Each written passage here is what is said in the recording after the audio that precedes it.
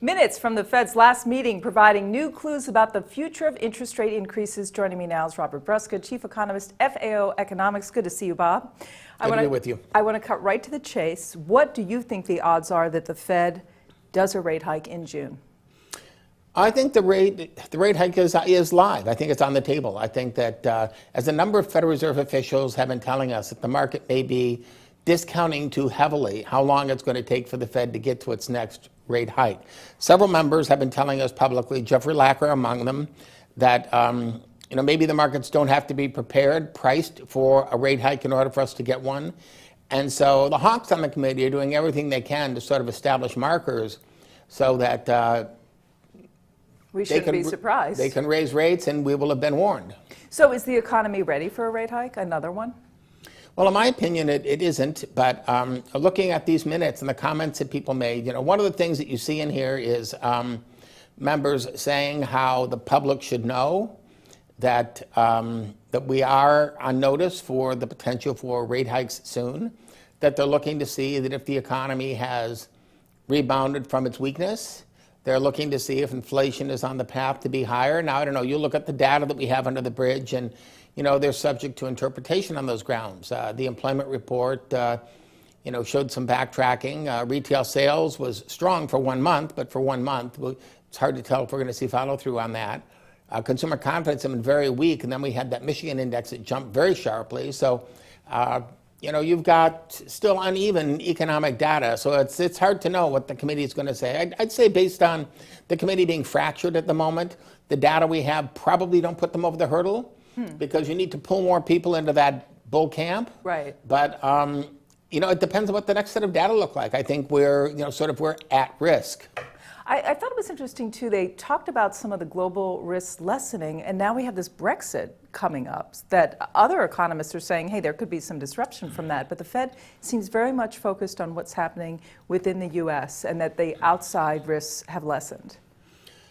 Right, U.S. monetary policy is mostly about the U.S., and we are concerned, like shooting a gun in a closed room, there's a ricochet. We're concerned about, we might do something, will come back to hurt us. I think it's important to remember that it might be true that what happens in Las Vegas stays in Las Vegas. But what happens in Washington, D.C. at the Federal Reserve does not stay in Washington, D.C. And so Fed policies will have reverberations beyond just what the Fed does here. And the overseas markets aren't looking particularly vibrant right now. Mm-hmm. They're looking weak. They're looking like they're lacking growth.